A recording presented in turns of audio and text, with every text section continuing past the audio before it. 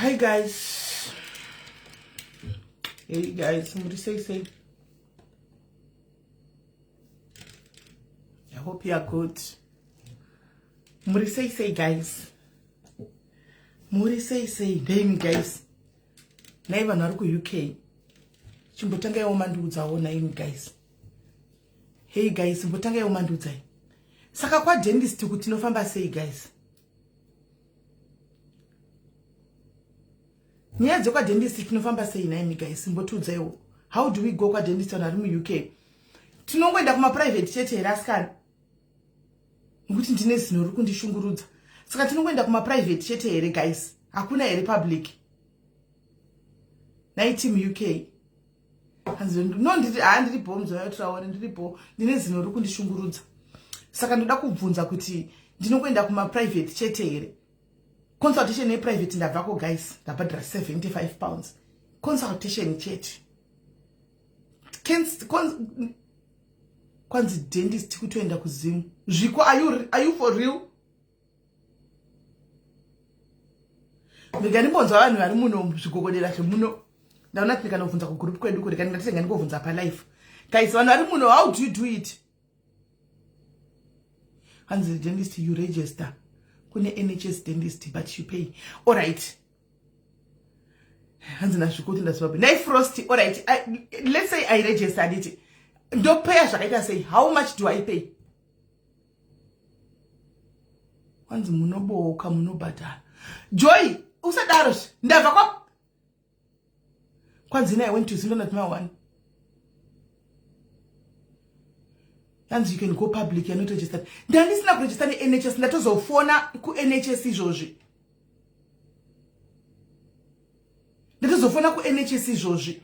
Ku NHS kwa vakabva vanditi izvo vandisa vanga vanditi ndiende 24/7 within 24 hours ndiende kune surgery kune dentist ye NHS. Saka ndafona kuya ndobva vandipa number wakati ndifone ndobva ndafona ndobva vati avana appointment ya nurse.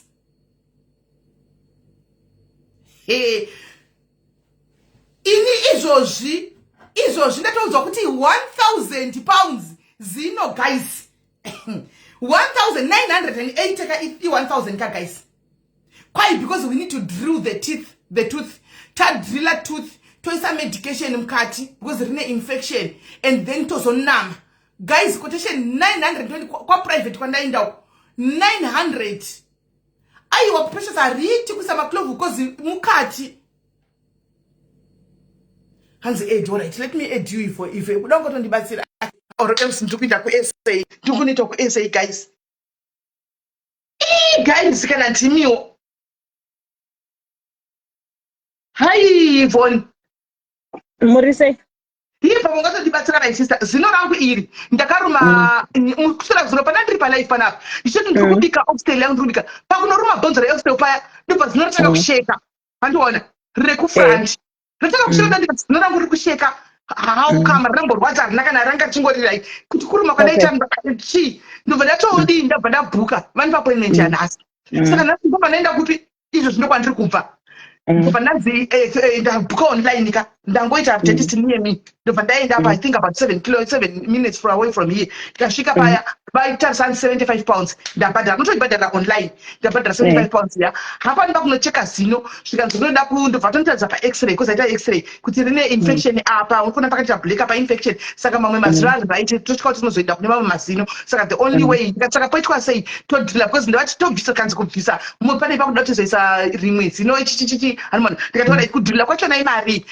Ndaperegwa ndazorora. Alright.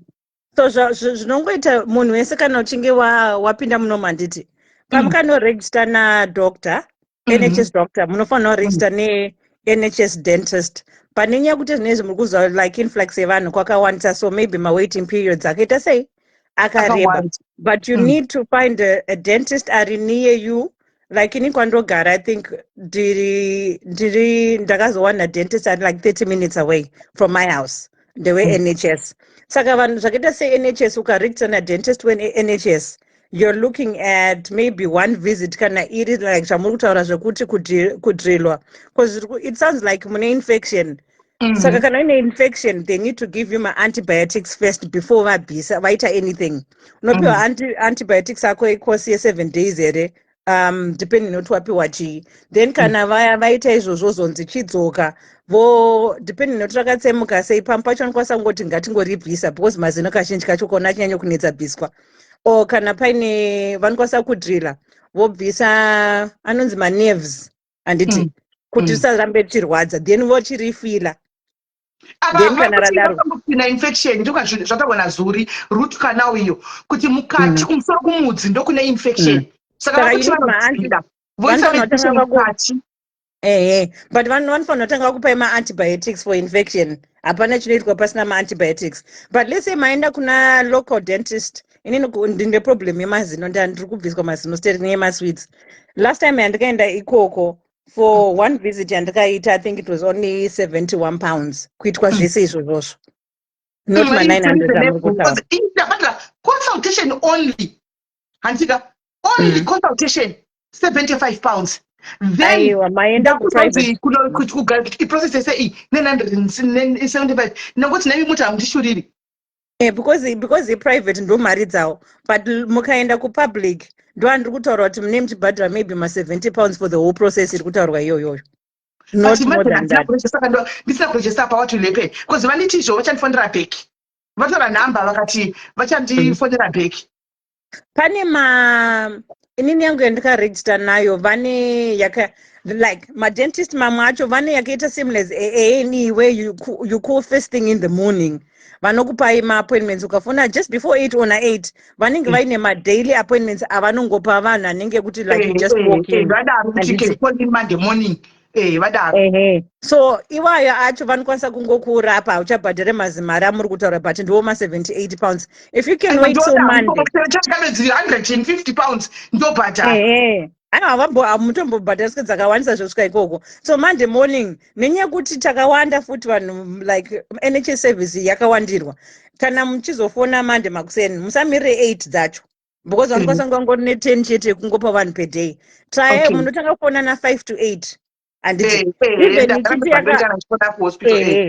zvamunongoita kuhospital the same with the dentist. Mototanga fona na 5 to 8 ichingoti we are not open, ichiramba muchikata mozopinda because munokwanisa kutofona Monday yacho even zino rako rikakurwadza sei, kana vasitongorira maappointments hapana zvavanokwanisa kuita, unotonzimirira next morning. Manje nyaya yekunetsa ndeyekuti handikungona chiva kuti infection, saka kana mukadonoka rinozoenda kunewo mazinoka next month ndiri kuenda kuSA handichiona ndasina problem kuti ndochitongobhuka ndiri kuno handika but zvinotsanganyadzo kufana nevamwe ndezvakaoma kana ndaizotsvaga jetiri kuti ndaapadhuze kuuya ndochiikwa pacho.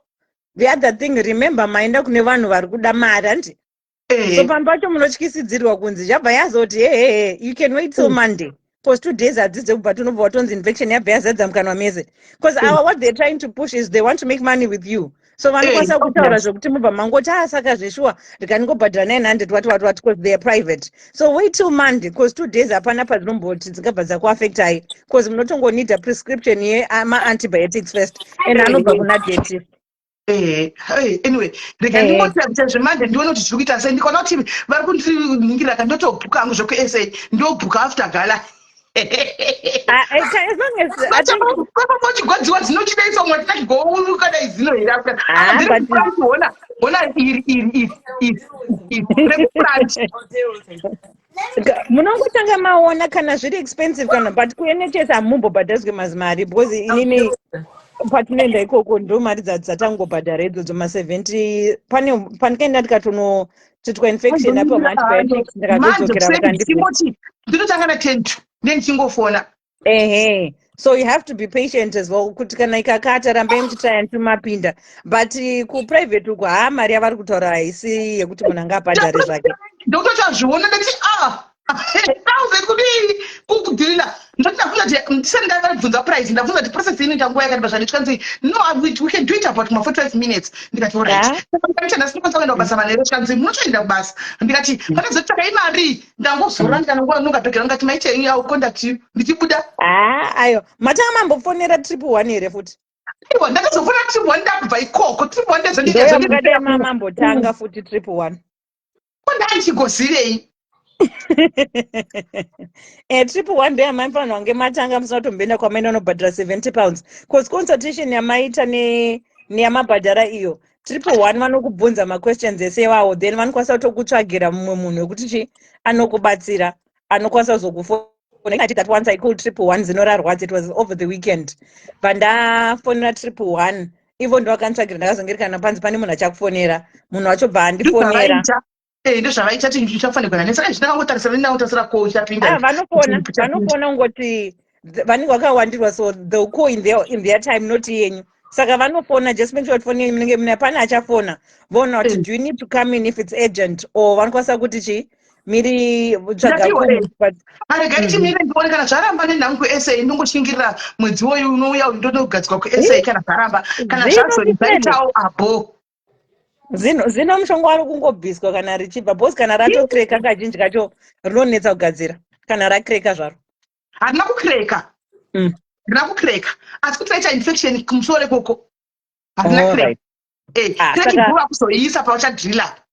All right. Aiwa saka infection you need my antibiotics. So if you can munhu amuri kutaura naye handiti achafona munomudza kuti mune kwamaenda maita consultation vataura kuti ndine infection saka try and see kuti vanokwanisa kukusotera here hapane ranokwanisa kuti monzi uyai kuph ma-antiprescription mabeini ndiyoyo ndizvavakutauraka aritaura tinodhiratisa mushonga saka idatoniti ma-antibiotics kuti ristope kuclean ngikiri iyoyo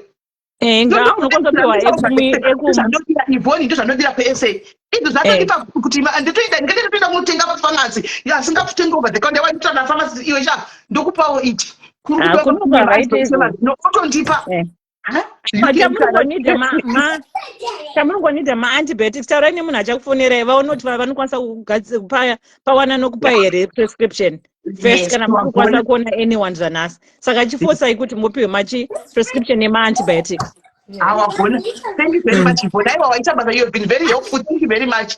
No problem. Thank you. Let me get off. All right. Thank you. My chang murisei. Problem zino. Zino wani ndakangoruma nyama musura zuro paya pandakabva ndobva ratoningirira. Ratotanga kusheka. Rakusheka. Ndiri kusheka. Richirwadza. Riri kugwadza vari kuita kutogwadza kana ndari ruma kudai idzo ndichitaura kudai harigwadzi saka ati mune infection ndiani ndikwadaiprivate inoataura ndichisheka risina kumborwadza kana kuti inongofuma tichisheka naruma nhama ndobva ndangwa kuti zinoiri rinenge rachisheka handiwanabva ndatodai sonikona takutosheka mbichani ndobva ndatega ndibhukezve ndobva ndabhuka akapinda paprivate yari padhuze nenyika ndiyo unosvika unochitikwa 475 ndobva ndabhadhara ndobva ndanotarisiwazve ndiyo undudza zve900 chakadaro 900 yekuita sei ekuti zvekwaitidhirile tiise mishonga infection ipere tigozodini infection vari kuti une infection vasina kana mbokutora x-ray aita x-ray aita waita x-ray aita x-ray ndikatoona pacho achiti mukona peblack apa kukona masekumokesa hakuna peblack iyo yeblack ndo infection yacho saka inenge yapinda obviously zino rase rakaora here zino iro harina kuora iri zino ripafurantisi.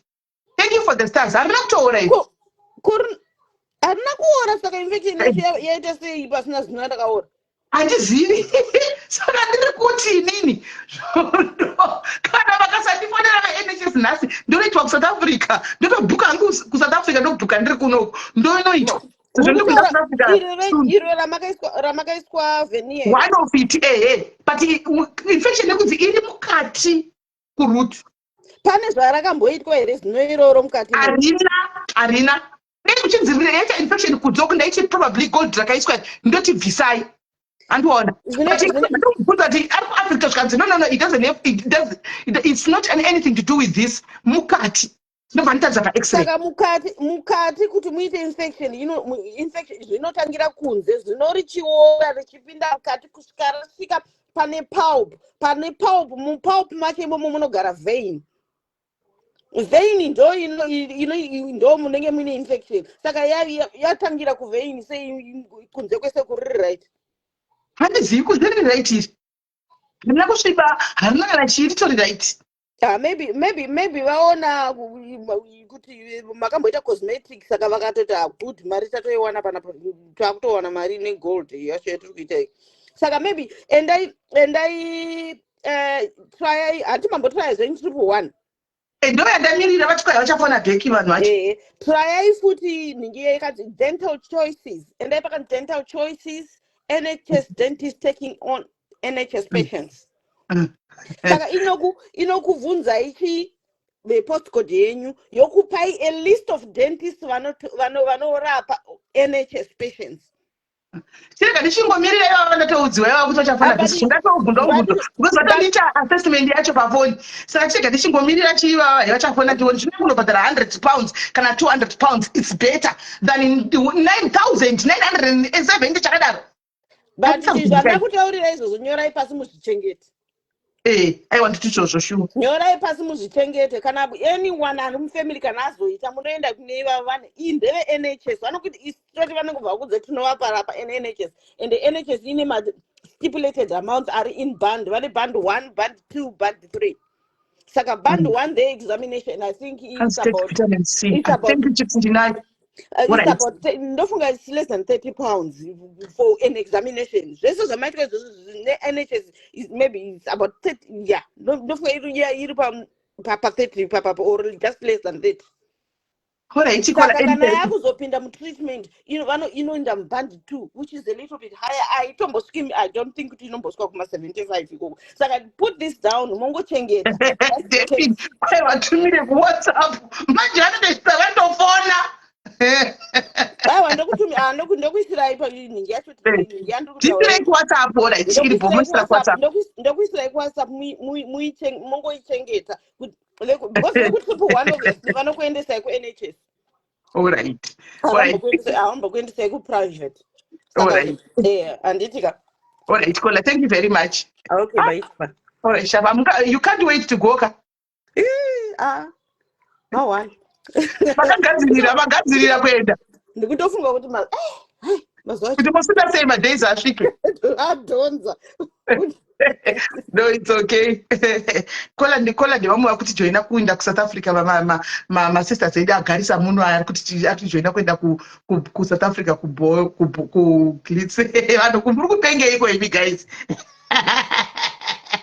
muri kupengei guys saka koli yavo vachanifonera handitika motisekeza panapa hazvizoitiki zvamuri kuita handika right muri sei guys maswera sei guys tauya pano tadzoka right shaita kuti ndidzoke necaptain tine nyaya dzakawanda nhasi asi ndaenda kubasa manheru saka ndikapedza maybe at least kuzvi 2-3 uko ndombonorara 2 hours because ndaenda kubasa manheru anomaona kwanzi masters ko masters akandona aiwa soga hapo pano akandona soga masters okay right saka nyaya iripo aita ndinge panapa inyaya yavheko lupa vheko I'm here for you my brother ndatofanirwa namomza after message achindoti muri kutukwa kwavhekoko mai vakamboya nenyaya yavheko kwandiri vane nyaya yavo vatorigwa nayo zvikanzi kune kapepa kandakandobva vatanga kusanangura ndangoti saka ndikutukigwa kukanzikwe saka iwe vheko haundisi post yekuti unditukiseka iwe ndizoti uri mbavha vheko you know you're a thief and you know you're scamming people you know what me because there's a mutual person between me and you and ndanga decide that you know what ndichingomsiya because pakati pedu bata munhu atinofarira tese handiwana so because of that I told myself you know what let me just ignore azvizonyatsoita you know inini kana ndikafarira munhu ndofarira munhu nemwoyo wese handigone kupretenda handimaona so handirambokumbirwa kuti kudini angoti nechidai kushandisa pfungwa dzangu I said you know what kana zvakadai so kana kuri kuti inoti uyu munhu uyu titakumisa pakati let me just you know what vanangusiyana nazvo then boom iwe vheko lupa iwe Evans sichivechere unondisira post iwewe uchiposta chinhu chako chekumagwavha chipepa uchiconvinsa vanhu kuti permit yakabuda vanhu vaivainyi vanonyepa ndichiudzwa kunzi simuroyi mbuya vaya mucomment section yako nokuti ndazvipiwa mascreenshot ka iwe wakandibloka inini handirambo problem zvokuti hatambi tose ndanene zvaunonyora handiona handine zvanononyora handinioni zvaunenge uchiita handiona so hanzi simeni majira anoita bheka no ari kudya anenge achidya mari dzevanhu vari kubira. Guys, if you are not going to open your eyes and see through Veko mucharamba muchirohwa bhegi. Andika right ndoda kuzosera kumavheko ka ndakakuudza kuti hanzi wakati kwanzi musindo wesocial time sinzo kufamba social kakuruma every day hamugariki. Andiwana hamugariki munzvimbo social kakuruma. Andika ukangoisa post chinisira ndi aukamu nokuti nyaya dzacho ndinenge ndinadzo. Andiwana ndinenge ndinadzo izvo zvindauya namai avo ndina mai vandinavo vandiri kufonera vandiri kuzofonesa panapa. Andiwana ndichadaidza mai avo vouya antika votaura nyaya anditika so haufarisi Veko chizoti uri kuba you know you have been a thief you are surviving nemari dzevanhu Veko. Thank you Fred Mutandwa, thank you Nemasters.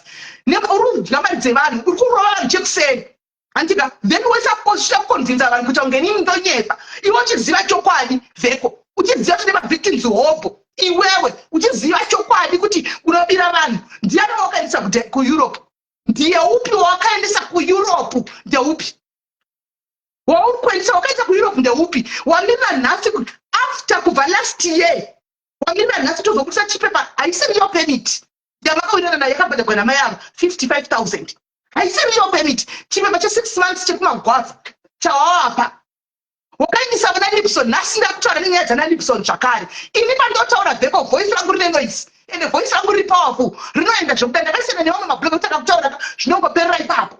Andiwana zvinoperera ipapo hanzi yaita mistake to the story no ndakuchistika to story yandakuchistika kuna Veko manje. All Veko's victims come to my WhatsApp.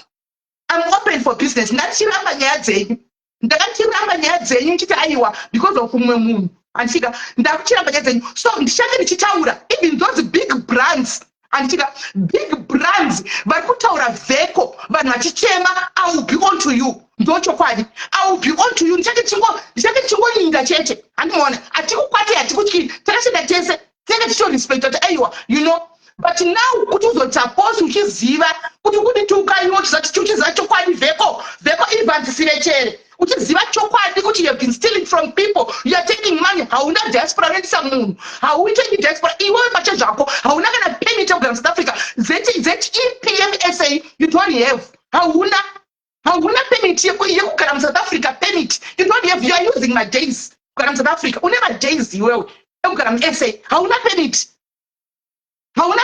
but you come here you are not even South Africa you are not even recognized une nharo here titumire ma-officials to your office une nharo here titumire ma-officials to your office right now titangire ipapo because I can do it handichiva totaura ndiri muroi ndikutadza kuti muroi can go to which extent nditumire ma-officials to your office ndiri kunoku auye ipapo we start verifying from vari muoffice mako all the paperwork iri kudiwa and then you produce it to them tione kuti unokavhura here unovhura office here.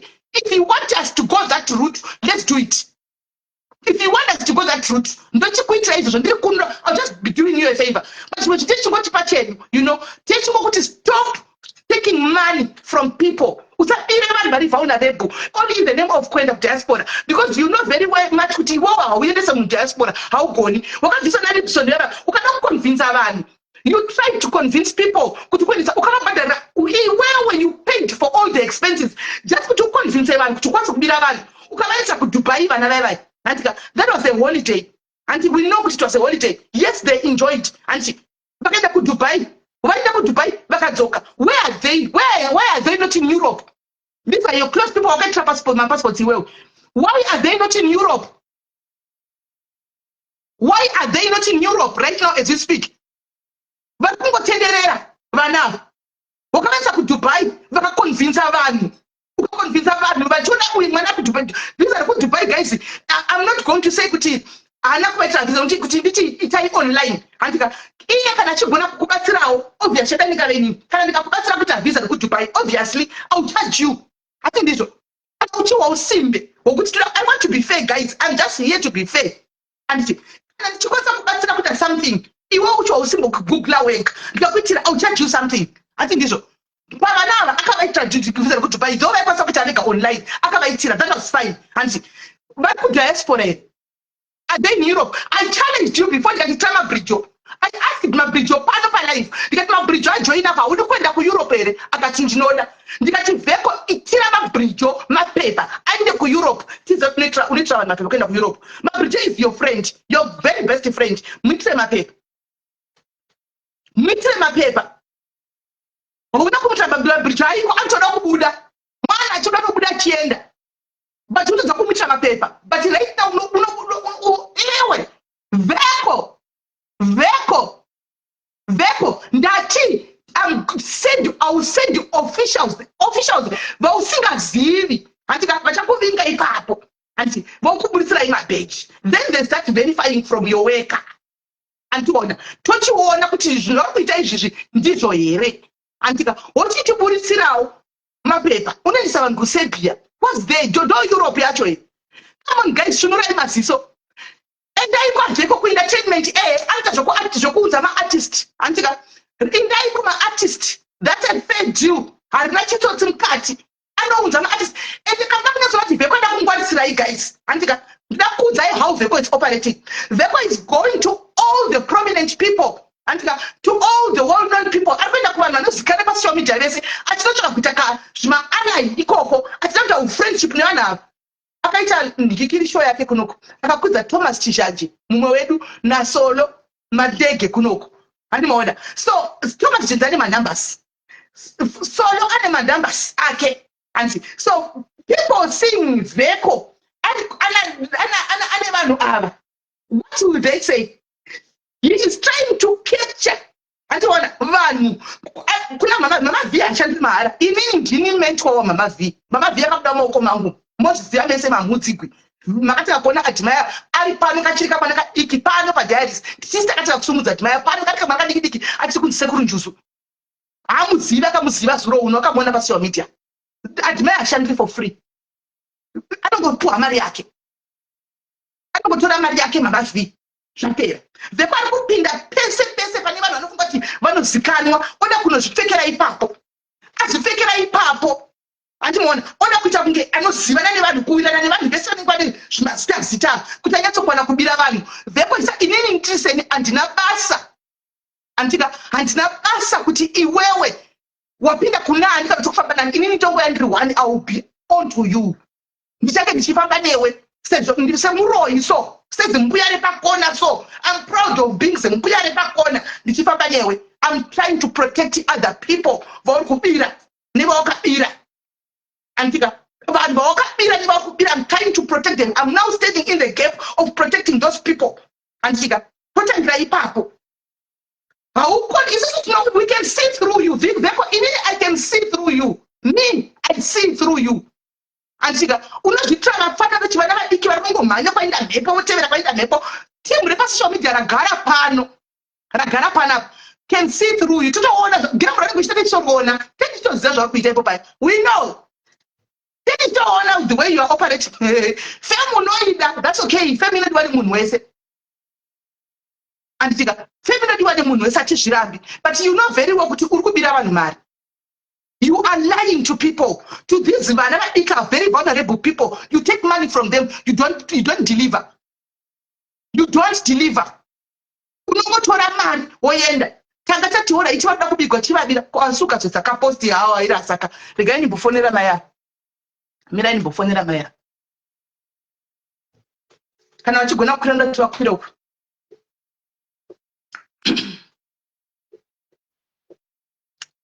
Victim ya Veko. Hello my sister. Hello. Murisei munogona kuuya kuzokwira here kuFacebook. Andisandambozviita ngati but pane pasingabudi face yangu here ro. Munokamsika munogona kuvhara face yenyu. Munotena kamera. Pamunopinda munotena kamera face yenyu isabudi. Just that tisaita kunge tikunonga vanhu kukujheya mhenu.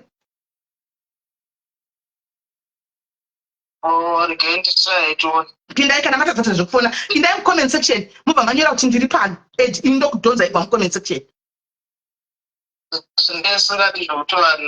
aiwa vese yenyu munovhara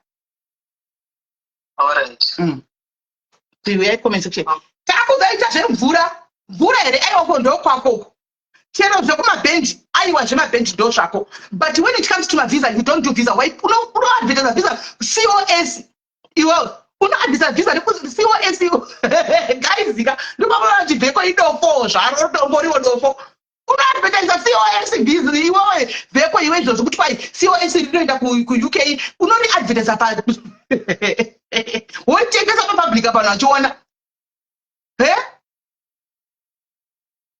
we tagara pasocial media pano we see through you tokuona but atina inewo pano chakagevese pachinatika we see we know you uchibhilivhisa vanhu pamalive uchiputsa uchidini uchitora we see techitoona we know game itoziya we know but tetisina inewo chatakakusiya because of one mutual person yatinayo tinenge tichitokuva vanhu vakawanda vakamazvikondera zvinenge zvichitoziva game riri kuchitoitoitika techitoziya ndiani mumwe wakamboindisa kunze imi vanhu yes muri mabharanzi muri mapenzi munosapota Vheko panyaya dzekuti tora iwe munhu kudiamond pamuchapirwa mupei mari give him money munyatoona kuti ari kudere mudyirwe kana madyirwa andika tochizoona mutangira ipapo mupei uchirirai maoko kati uchire mako muchibirwa dzenyu musenatoni asingaziva vari pandarebhu vabirwe admin iri kupiko nhasi naye iri kupiko admin yo mira ndifonere admin kana mune vanhu vakunesa ndisiri kuona mukomensa kuti admin ite basa naadmin chakubvisai pabasa imi tise vamwe vana kundai vari pagara vakamirira aizvi maita seiko imi admin kuteka pachena kuti waya kuti kune COS ndokonasokati zvaakutaura zvakutita hatozivi zvanenge achitota hatozivi anongohakira tiri pano isi mazimbiya sina musoro metiko we are here to stay and we are going to scatter because it's the truth we are going to scatter isi mazimbuya ini mbuya kutembera iwe uri kusvika here pamakore aya uchasvika here isusu we are proud of being tiri kulanyika tiri kufara tiri vatano ko iwe zvako nikone zvimakore uchasvika here pane kuti uraramire kurarama unotoudza munhu ari kupiwa nyasha ane ropafadzo rekuwedzekwa makore nekumudza kuti Chembere are you okay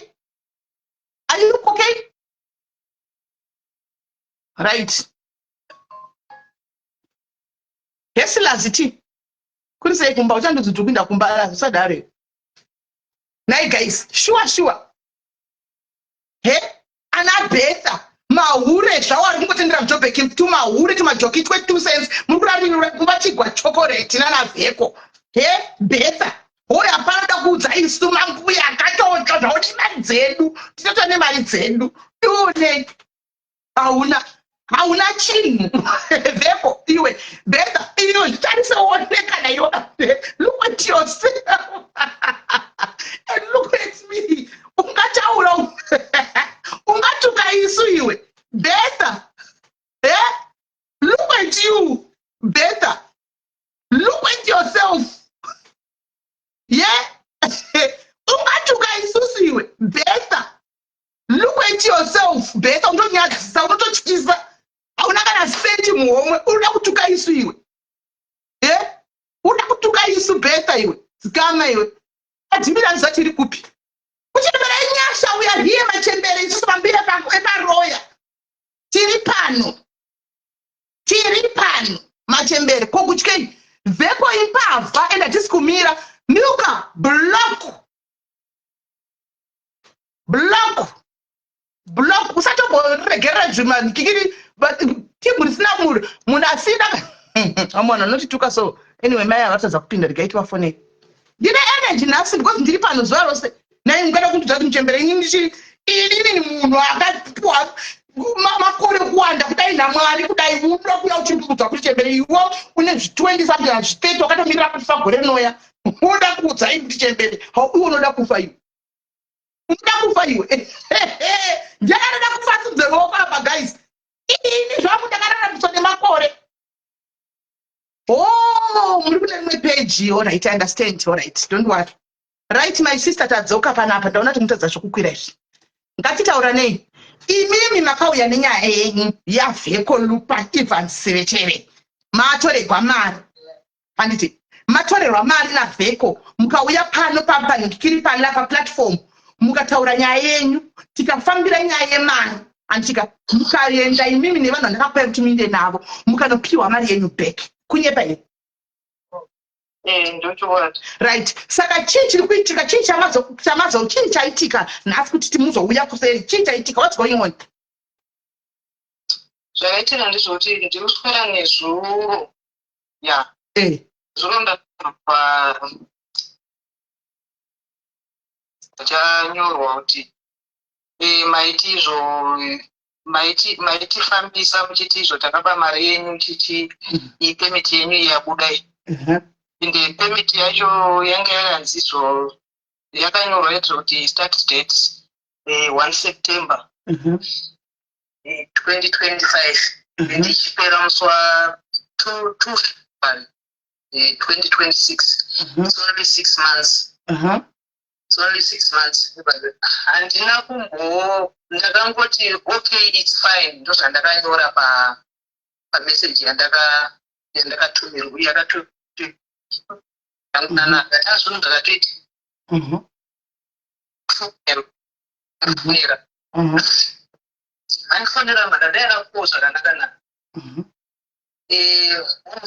mazuva nhere kuti pemiti yenyu yakabuda ndikati yakabuda saka mamati zvikanzi aiwa ndandafonera kuti ndikuudzei kuti pemiti yenyu yakabuda sezvo maindituka chichi ndikati saka iwe wandifonera kuti undituke here kana kuti watifonera aiwa angofonera kuti imi muzive chete kuti ndo zvakaitika mune muchiti tiri matsotsi chichichichi ndibva tataurana mbva tapedza pasina kana maminitsi ndakatoona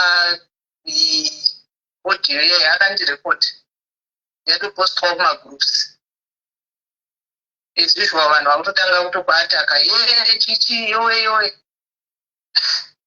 saka handina musikana wacho ndakabva ndadzokera kwaari ndikati saka wandifonera here kuti ugoposta zvinhu zvatataura usina kundiudza kuti uda kuposta inini handisi brand ambassador wenyu zvokuti ipapapa makutowana vanhu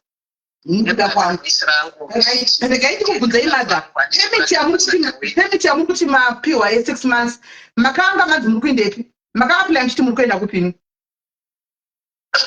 saka meramudzosisnei saka tadaro manje ndosandakataura naye ipapo nomandasiyana naye nomadaona futi zvapostwa futi kufacebook nezvizvwa zvapostwa vanhu vototanga kuataka chichichi and that guy wandakaona ari kuofisi kwake akanyora imwe comment yekuti ndatoti babawa handina chinhu chandapindura kufacebook saka ndazoenda kuinbox kwayemusikana mandamutumira chinhingirini chepopular act ndikati do you know this inimi if you want to sue us go ahead inayo counter sue you because inimi makandituka chichi pemiti yenyu yakabuda ndikati ndobva ndamunyorera nhasi ndikati inowati tinee tisingadi kutaura because pemiti yatakanga tataurirana it was for 3 years ndoyemari yandaibhadhara it was for 3 years inini manditumira seasonal permits yekumagwafa inini handangoti ndoda kuenda kumagwafa handina manditumira seasonal permit yekumagwafa zvikanzi permit it doesn't matter kuti yabuda iri kana kuti ichi inenge yatongobuda ndikati aiwaka hausiwo mushandiro watinoita inimi makanditaridza mombe kuti iyo mombe iyo ndo yaokubhadhara ndo yatiri kukupa nhasi makundipa huku zvinoshanda sei kana zvichidaro ndopatatanga kutaura naye musikana yakutanga kuti zvamakaita madha pemiti yanga iri yekuenda kupi ngatibvunzei mubvunzo pemiti yanga iri yekuenda kupi pamakaapinda kuna vheko ini nditi ndikuda kuitirwa mapepa maida kuenda ipi maida kuenda kupi ndati yanga iri yekupi hangari yekuenda kuhangari Yebo. Right. Saka muchinda kwangani mimi makabhadhara muchisi muri kuita permit yemakore mangani? Yes. Ma? 3 years. 3 years. Saka iya mapuwa kumagwavha che. Kumagwavha kwamapuwa kuda kwangari.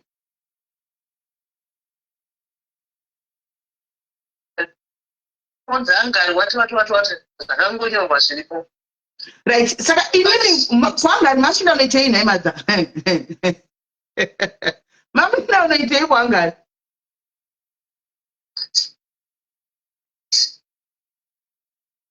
Mirai pane network, mirai pane network madza, mirai pane network. Mirai pane network, network yachainzwa. Right. Mamushinda kunoitei kwangari?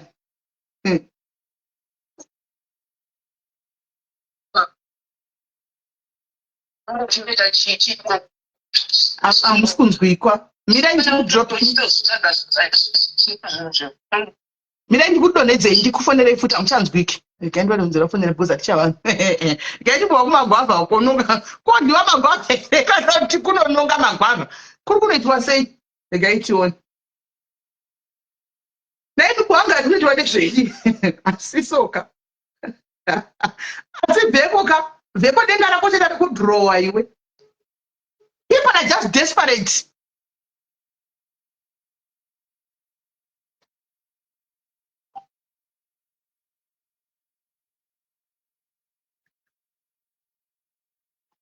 Network yavenenge musasi magetsi avanenge ainge network.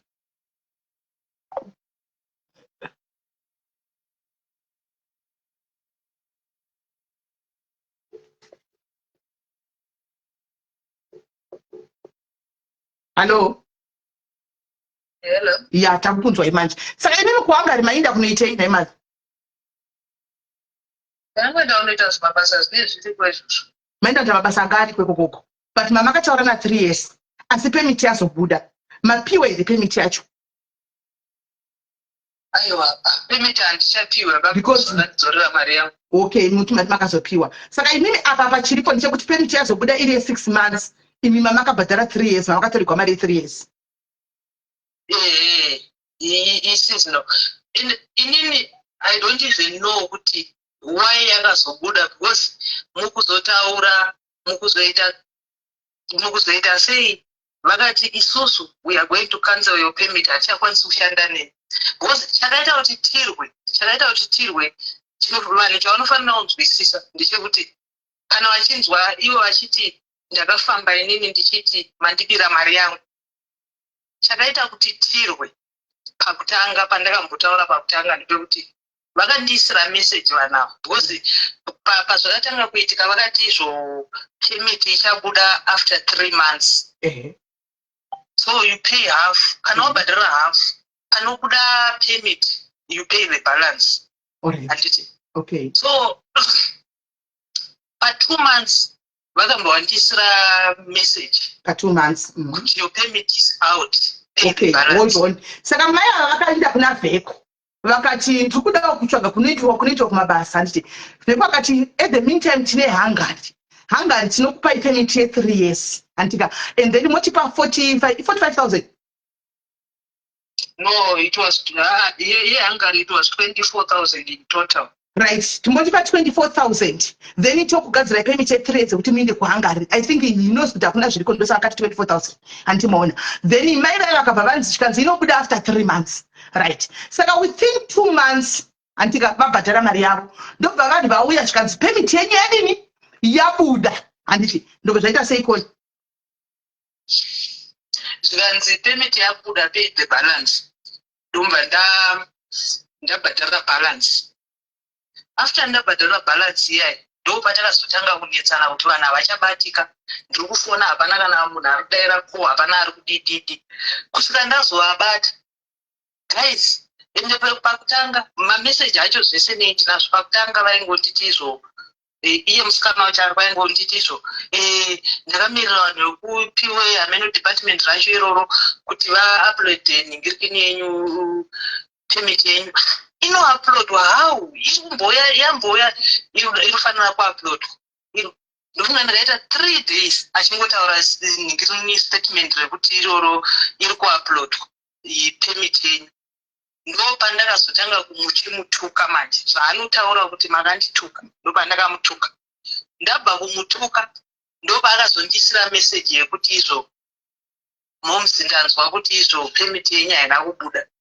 Ndikati wai nhasi mamuchidi kundiudza pesa apa kuti koma kamboya kuti yakafunda yakabuda wani.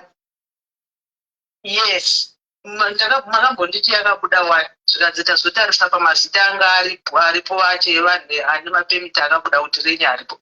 Ndikati wai rangu apa mabhadhara balance apa mabhadhara balance saka vakabhadhara deposit vakanzi permit yabuda chipedzisai vakabva vabhadhara yasara vasara vana vheko is nowhere to be found vana vheko havachabatiki andika ndokuzonzi pavapaya zvikanzi takazoona kuti permit haina kubuda anditika imimi pamazita akauya imi zita renyu haripo handiti maona asi vabhadhara balance yatotorwa balance yatodliswa vamwe vanhu kuti vaconvince pasocial media kuti ini ndine mari ndine mbinga ndine mari vatorwa balance ava kana kuti balance yavo yakatorwa to cover umwe munhu because zvakaitika mazuva apfuura pana vheko handika after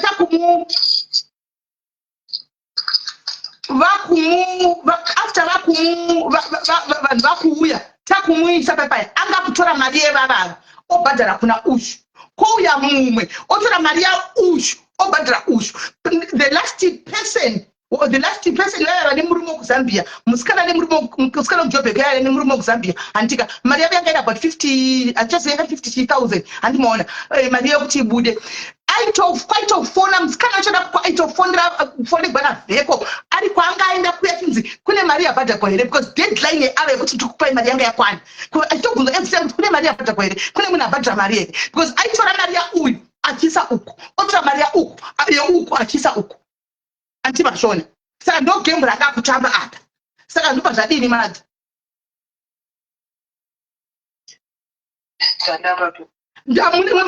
makambochipostigwa here tichitori timbochiverify munacho here chipepa ichi chepeniti tichiverify ndeyere tichakutumirai good send us chipepa sopaaka ndakutaura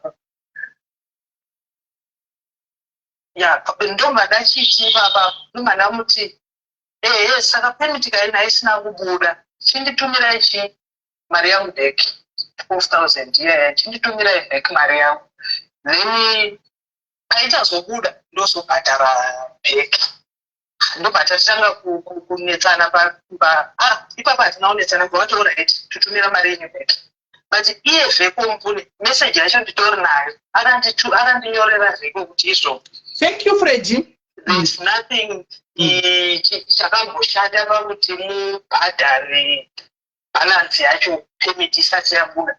Ndikati aiwa asizvo zvandakawirirana. Isusu takawirirana kuti ndinobhadhara balance kana permit yabuda. Zvikanzi alright. Saka chimirirai 21 working days. Ndikati no is fine. Handina kumboita napo. Ndakamirira 21 working days dzikakwana. 21 working days dzikakwana. Ndikabva ipapo ndopandakatanga kuchivati chindipai mari yangu 21 working days dzakwana. Ndopakatanga kuita hondo yese iyoyo. And mukutaurirana kudaro tichiita hondo iyoyo ndopandakabva ndanzi naye musikana naye wacho ari kuofisi. So mother, hatichakwanisi kuramba tichishanda ne we are going to cancel permit yenyu takuikanzela. Ndikati no problem, handina kana basa nazo, kanzelai chindipai mari yangu bheki. Ndopatakazosvika panyaya yekuti ndakazotsvagai ndichiti ndibatsirewo vanhu hava kuramba nemari yangu chichichichichi ndobva vazobhadhara mari yacho. Saka inini ndandichimubvunza kuti wai muri kundiposta kuti muwane mari here neni kana kuti inini hangu handisozvifarira zvamaita. Ende pamaposta chinhingirini chacho chinepa chitenyu chacho ichocho maposta madetails angu aripo, mazivisa pasocial media madetails angu aripo. Wai muri kuita izvozvo? Momsi makandituka, mukazodii mukadii. Ndikati kana ndakakutuka ndakakutuka nekuti ndatsamwa sorry I'm so sorry kana ndakakutuka but inimi why maposta madetails angu paFacebook saka madza kubva paya pamakauya patakagumisa takaparadzana mapiwa mari yenyu titora iti mari yenyu mapiwa tibva taparadzana saka zvinoreva kuti pose apa hakuna mumwe munhu akamboburitsigwa penalty vazomirira chipepa chamuri kunzi penalty chamapiwa nhasi kuti vanoposta kuFacebook ini guys comment section kusvinurai mai ava vane 3 months vabva pano vapiwa mari yavo kana 2 months ameno vabva pano vapiwa mari yavo pose apa kwazomirira kuti kupostwe chipepa chemagwavha tiri kunzi chabuda chamai ava kunzi che6 months kunzi permit yabuda saka ndiye voga vakaitirwa here mai ava ko vamwe vese vakaitirwa vese apa hakuna here kana one kuti vapostawo imwe permit to convince you people kuti guys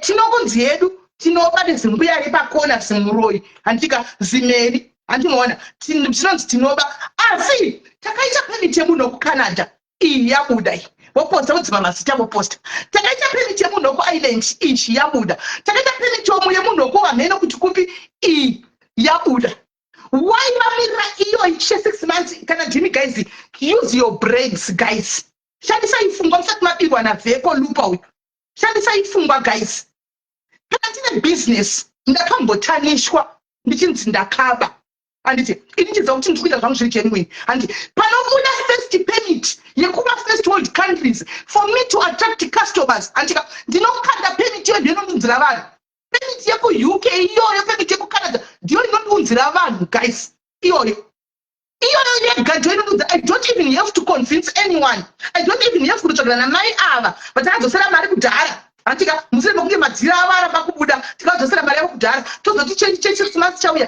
toti takakudzai paya ichi I'll just post my recent work rinondimaketa rega guys vheko right now akaita munhu penalty mapepa ekuenda kucanada akaita munhu mapepa ekuenda kuaustralia akaita munhu mapepa ekuenda kuuk kana kuenda kuamerica ndoda kuudzai akataura kuti iyi penalty taisa apa ndoda kubvunzai guys vakawanda vaendere vakawanda havaendere kataura chokwadi pasina kuti amaketwa namama v kana kuti adini kungoya nemapemiti yaanoitira mumwe munhu kuti guys ndakaita penalty yekucanada this is the permit.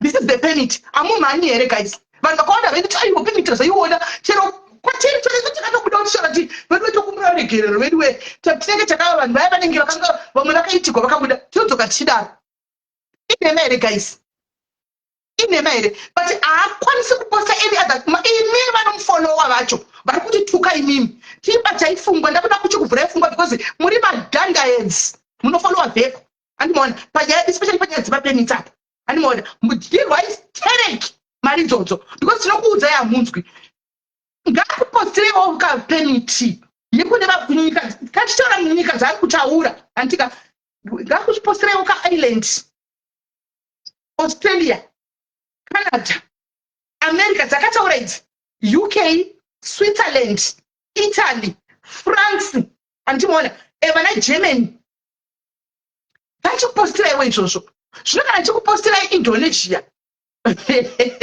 okupostirai fiji guys okuti okukonvinzai nevana vavanonzwa naLipson hamuoni kuti hutsinye here guys asi Lipson wakagona iwe wakambanoionawo Dubai kuti toziva kuti kushe kwenyika hwindi hakuna chaanoita bepa raanoita utakuinza kunze kwenyika hakuna ini guys vheko ndoda kukuchallenja guys mira vheko uri kuona zimbuya iri rakakona iri rino zimbuya rakakona. Today I'm challenging you vheko kuti iwewe ukaburisa permit yekunyika dzakataura idzi wakaita mumwe munhu ukaiburisa guys ndikutanga ndakamira pano kudai so ndikuya pasocial media ndiri nude ndikuya ndiri nude guys ndikuya ndiri nude because I will be honoring my zvandataura pano mokuona chembere ndikuya ndakashama ndisina kana bhurugwa kuti mumboona chembere vheko burisa permit bepa rawakaita munhu wakaita Canada, Ireland, UK, Australia, Germany, France, Uritsa ndinoda kukurura pasocial media ndisavachiona vaniseke vati vanhu mundiseke ndakakurura muchindiseka bhodhi yangu ine mahambu bhodhi yembuya yakakona zimuroi repakona zimbuya iri zimbuya rakushata iri rino ndinoda kukurura pano vanhu vese vakanditarisa. Uritsa Veko, I'm challenging you. Uritsa Veko, tara chokwadi guys. Guys, hold on. Debate for this. Ngaburitse munyacho kuona chembere. Bodi yezimbuya rakakona ivi. Munoda chi simuroi. Uritsa. Tuone kuti chaiko kamuti 1 usakurise 2 1 tuna 1 guys atikuda ina tikumbira mu 2 ndati munhu 1 chete uyu 1 akamira ari 1 akadai so uritsa 1 akamira ari 1 uritsa kuti uyu munhu andakaitisa ku Canada uyu noti ukutora mari dze Canada kaiwe you are taking money uchiri kunzwa ku Canada iwewe. You are taking money uchiri kuindisa vanhu ku Australia iwewe. You are taking money uchiri kuindisa vanhu ku Ireland iwewe. Uritsa 1 chete wakaindisa umuise about dzi iwe uritsa 1 page ukutora mayalo uchiwetsa ku Hungary zvakafanana nekutora mayalo tinovakanda ku Zimbabwe tinobhuka doina vanhu vari kurima zvakafanana kutora mayalo tinokanda ku Mozambique kune hondo maya woti chinda ku Mozambique nokuti ku Mozambique kune horeka kuita zvehove chinda ku Mozambique munoita seasonal work kunobatwa hove munobata hove ku Mozambique ndozvaida kuti ivo nenyaya yekuti vari desperate kubuda vari desperate kuti vambonoshanda vanga vasingazivi vakangowanika yekuti Hungary vakati ku Hungary kunoitika because you sold them zvinhu zvisipo. You sold them mhepo dzisipo wakavatengesera zvinhu zvisipo iwe. Swaga akawinda kuna Veko inini chiri kuinana naSwaga akaenda kuna Veko achida kubatsirwa kuita mapepa. Veko akatsika madziro kuitira Swaga. Mubvunzei Swaga ndiye munobvunza Swaga. Akatsika madziro kuti aitire Swaga akataka kuti kwai handitini kuti handidini mari hauya akaimba kunzi ngochani. Kana muri mubusiness chero ngochani dzikavedzigara iri apa dzichitenga mutini pamari yangu ndinongoita mapepa. Wakarurama kuita mapepa because wakaziva kuti hakuna chinobuda ende Swaga achakudzvanya achakutsika wakanapa ndikunyepa here Veko. Ndikutotaura izvi because ndozviziva ndaive ndiripo.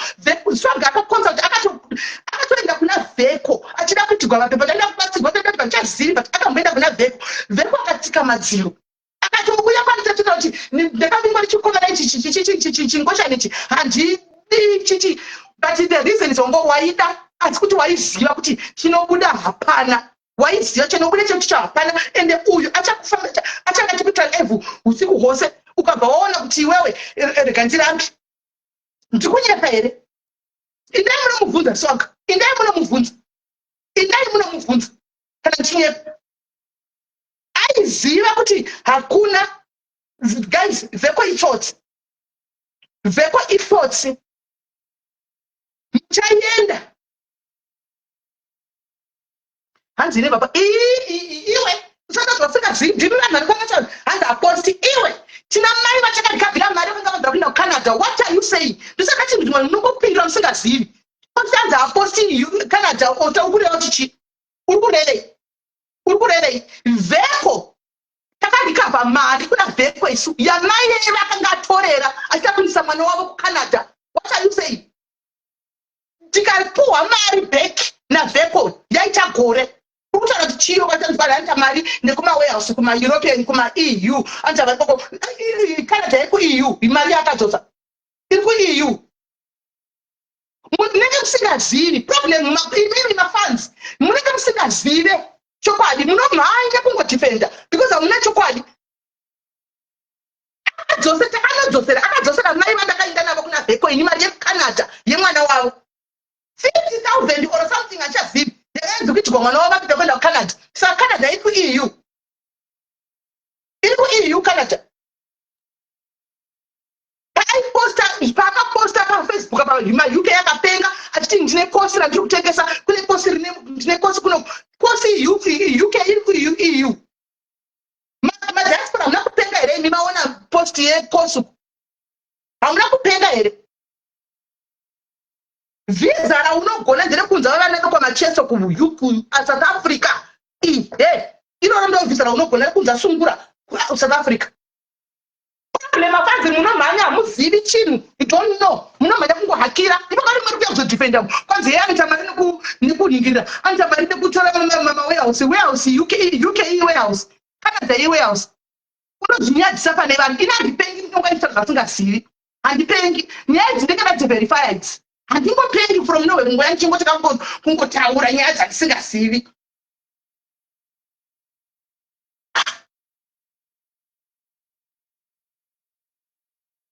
Kusadaro vheko.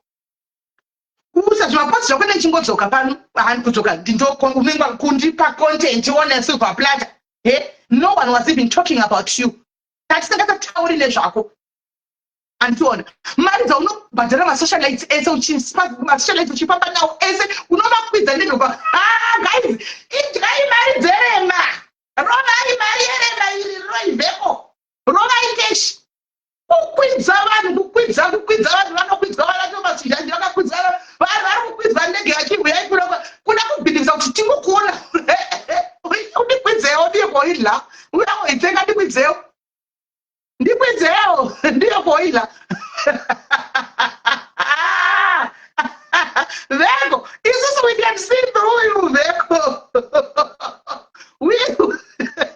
Tikukuziva.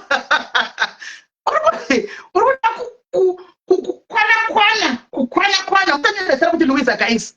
Musanyoresera kuti Louisa. Musanyoresera kuti muri wamukomeni section, guys. Tikutaura nezvaveko.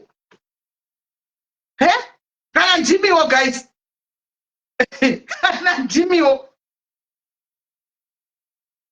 Kwese njimwe artist kuramba tunoita zvokusponsor here maartist aiwa hunzako promota maartist izvo unoita izvo unogona anditika asi paissue chaipo kumapepa kusiyana nakoku ndakambokudza last time mune zvakanaka tikachinja zvemvura nemaartist kumapepa uko hakusi kwako saka imimi muchanoma muchienda kumapepa iko zvino ndoda kuita live muritegera Botswana and then nichange ndichita neChitswana ndataura neChitswana kuti vanzwisise maTswana andimoona totega mauye kuBotswana uya pano totaura neChitswana so that we go that way again we scatter takaenda ikoko because iwo uda kuti pamuromo asi kuziva chokwadi veko you know the truth unozi iwewe but veko unonishamisa unoziva chokwadi you know the truth but you know what TikTok bomba rikuputika manje I want to see vese vari kumiranira nemuconversation vachita seya vachimirizika kuti panoputika bomba chairoka where are they going to be you know very much iwewe kuti uritoziva chokwadi you know chokwadi budhi vako vakauya pano vakataura nenini budhi vako vheko iwewe recording ndinayoka vakataura tongohwa kudurisa vanhu mapepa unoisa mapepa isu tinoda kutoendako kushe kwenyika asi tinongo vheko usazodaro vheko isa zvemvura kualias drilling kuya tibhadhare ndinoda kuzigwa mvura sokunokwanda kuzigwa mvura samwe unoisa mvura ikoko mbuya utondiri unondisira mvura ikoko ndobhadhara mari yako izvi zvamapepa izvi hasi zvako haundisiri post iwewe I was not even talking about you ndakatonyarara because of ndakatongochila ndikati pane mutual person pakati pedu let me just but you cross me vheko I'll come for you zvokuti kwai mune timu tinozouya tichituka muchitafei haiwa izvozvo kuseri social media itaati gogodera wangu takatukwa kusvika pati takatukwa kusvika taibva takatukwa ikataibva takatoibva uchiona takatoibva handina chichokori chauya rekuti richazondini ndinomwenya kana kuti kuti ndogona kuudza mashoko acho ndoga ndichitozvituka ndoga ini ndichitoti matoko ose akataurwa ndogona kutokuudza kuti ndiri zimuroi ndiri zimkomwa ndiri zihure ndine hepsi ndiri wemasekisa ndogona kutokuudza ndoga hapana soko rekuti chatogori kufika hakuna there's nothing takatosimba but you say you are running a business. So who will be to lose? Me, ndajera kutupa. Newe, urukuti ndikurana business. Choose your battles wisely. Panalipso rangotendera Cape Town. Iwe uchimbokwira ndege vheko usaenda kuDubai. Usaenda kuma Africa ngati situngabi mavisa. Andika imbokwira ndege cheche umbonoti hello uri ku island. Uti mhoroso uri ku island. tiri mambuya isu vheko takararamiswa nenyasha. Iwe unodzisvika here makore atirai unonyora kuti mambuya embuya veku-UK unosvika makore andinawo iwe unomasvika here makore andinawo iwe. Are you getting there?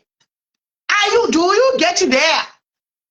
Una mbuya vakaita seni kumusha kwenyiwe vanokiya una mbuya iwe vakaita seni iwe heve kuchembera mufananidzo wenguva yakareba inyasha dzakarambigwa vakawanda. Tine vana vadiki vari kufa muzvipatara ma20s ma30s ari kufa zvinorwisa tsitsi iri machembera achingosara machembera.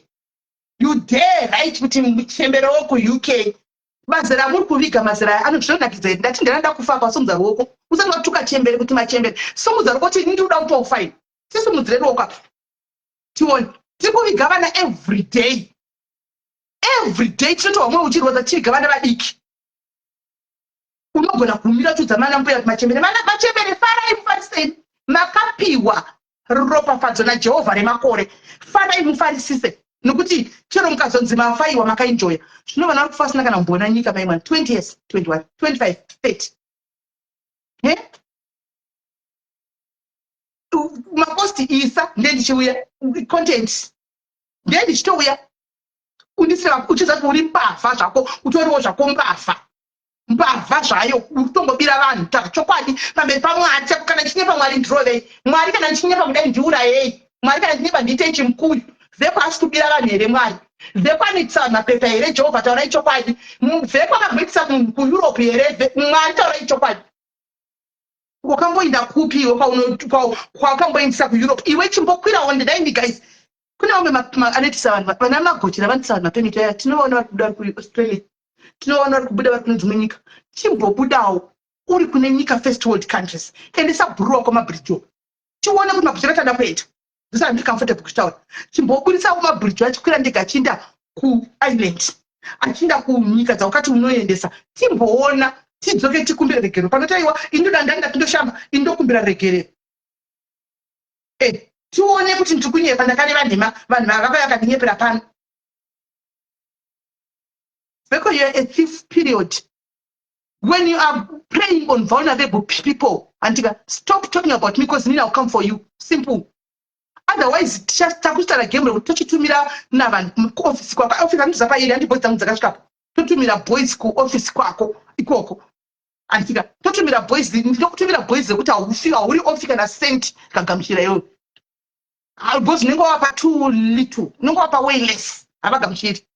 Vachiuya titange kuverify kubva kune vanhu vakawari kushanda nga timboona kuti mukuita nezvi but muzoti futi ndine utsinyezi mbuya riyane iro manona zvakaita zvadai mutanga kuti ne black tona no mutowedzera uroyi wangu pamusoro peumwe uroyi wangu wandinawo muwedzera futi umwe uroyi ipapo sadaro usabire vanhu vheko. You don't know how to do this papers dzokwenza vanhu kunyika handika kana uchiti uri kudhila nezvemadraw zviya ita zvekupoland zvemadraw chete siyana nezvekuadvertisa dzimwe nyika nekutora madzivani because you take people's monies and people's vauya kwandirika ndandakadziramba nyaya dzako ndakuchidzoka nikuyo akundisira mameseji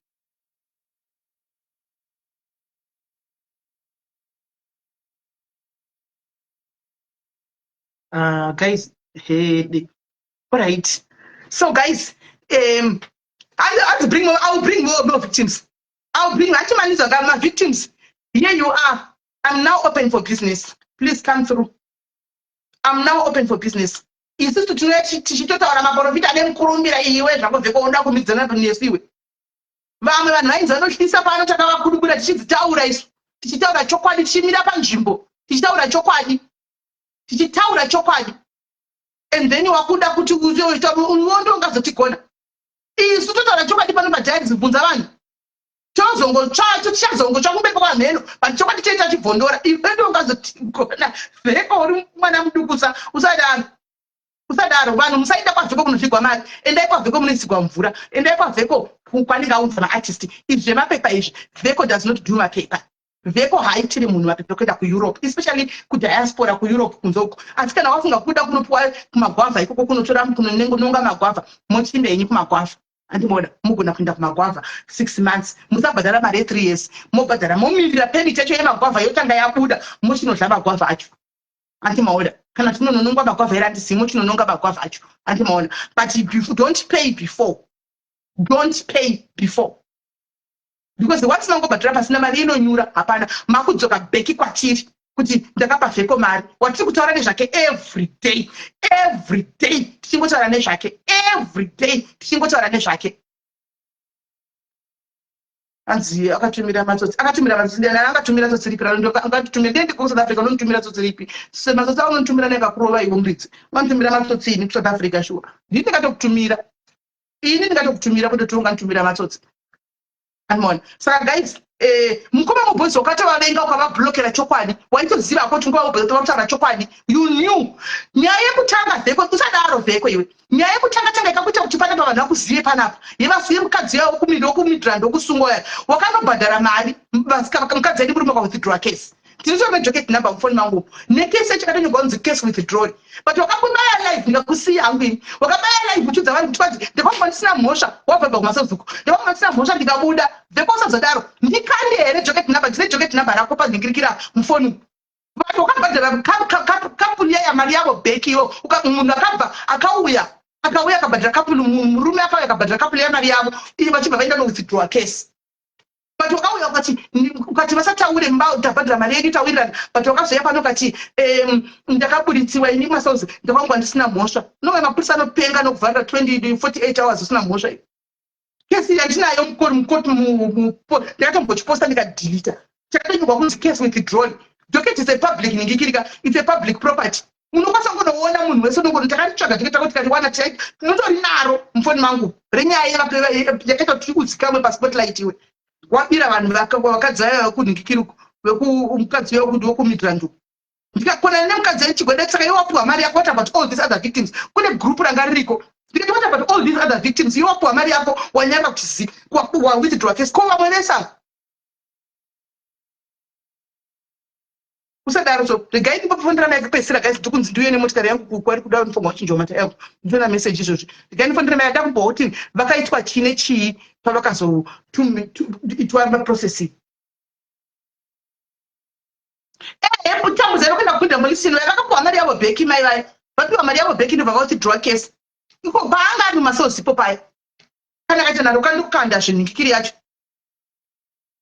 doketera ndakatomborikanda wani ndikarivhisa asi anouya chiramba tandisimbafa vanhu vanondinyepera vanhu vanodai isusu tinenge takabata proof yacho usadaro vheko kana tisiri kutaura nezvako ka usataure nezvedu uchitinyorera zvimaposti and initial zati senge tichizoza ndakagara musoro penyaya dzako uri kubira vanhu it's wrong don't do that it's wrong madzava kutaseko network yangu it's very wrong don't do that right chibepa mai ava vatumira chibepa chekunhingikirichi chekuhangara chakaisize nawo work permit number ko permit number yadzimikwei yose permit number yadzimwa pamwe pacho chekuhangara ichi permit number yadzimwa pamwe pacho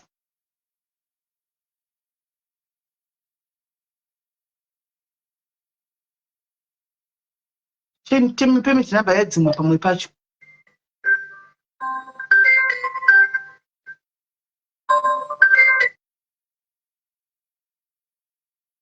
right ndiana uya ndikupa chipemiti ichi uverify ndiana ndakuya uye kusevi yakwatsa ndikupa chipemiti ichi uchiverify but amene uchagona pane padzimwe muri kudzira netsotsi guys muri kudzira netsotsi padzimwe namba papemiti namba apa saka ndokumbira kuti muuye guys anoda kugauye wani ndimupe averify chinhu ichi pawebsite yanga tione chokwadi andichiningwa tipa kuti tipe dzipabire ndichinodropa motikari guys ndodzoka neupa ndichinodropa motikari guys mumwe munhu anipandodzoka tichipinda munyaya dzedu dzanhasi mumwe munhu anenge ave nenhingikiri anenge ave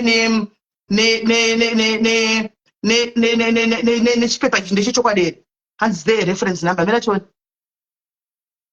mirationi pane permit number ndo yazorabiwa kumasuro uko aina kupera yes pane permit number yakanzi HUN kureva kuti hungary ndobva yaiswa -SEAS 2025 kune namba yekumberi ndo yakabva yadzimwa abva adzima nepencil abva adzima. Saka akabva adzima nenhikiri neapapa pane madetails apanda madetails munoona pabva adzima.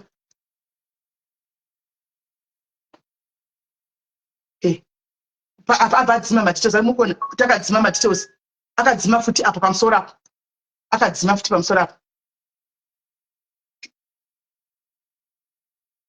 andimaona. Saka pakaipa regai ndichiposte chete chiofficial document ichi. I can't post it.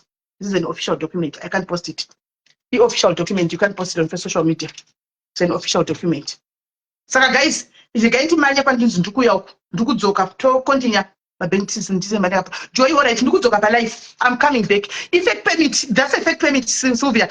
I'm telling you. Right, regai ndipe uya. Regai ndipe uya.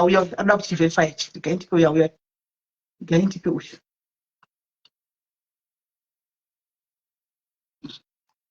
Ndamupa. Saka regai ate. Saka guys ndikudzoka ndika regai ndinosiya mota yangu regai ndosiya kabenza kakuningikiri kari kuida kuchinjwa mataenda appointment nandisingazivi but hanzi ngaiwi. Saka ndakumanya kunosiya ndodzoka tokonya nelive andi tikudzoka mugarire pakona tikudzoka tine dzimwe nyaya. Pane nyaya iri kupisa panapa. Pana mai vandinavo vari kuuya kuzoda kufumura murume wavo negirlfriend. Saka tikuda kuvaudza vose. Saka pandodzoka guys andi munoita munhu anopana nyaya dzavo voga. Saka mai ava ndo vari kuuya vari kuda vega ndavati nati tifumuri mumwe girlfriend cheteka. Aiwa kana mati muda kufumura tochifumura vose vakati ngoma ndiyo. Saka tikudzoka guys tokontinya kumbera titika musanyanya kurova regai ndosiya mota ndodzoka.